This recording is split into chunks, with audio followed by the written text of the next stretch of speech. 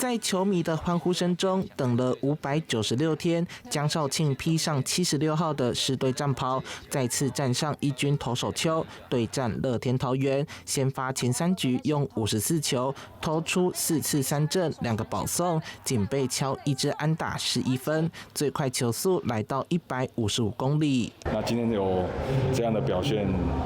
其实对我们来讲是一个很大的鼓舞。那我也希望他往我们的计划去进行，那成为我们统一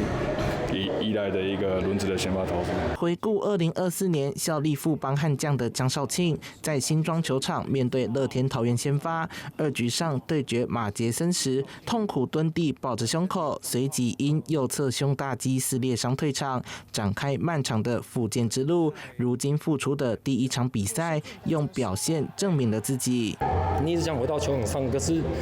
那个灯光一直打不到你，就坚持自己的努力，然后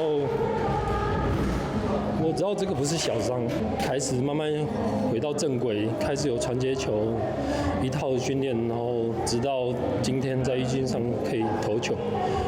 然后拿下3振那一刻，我觉得我的选择没有不对。少卿这样一路走来，我们都看在眼里，因为这真的蛮辛苦的。当我传球给他的那一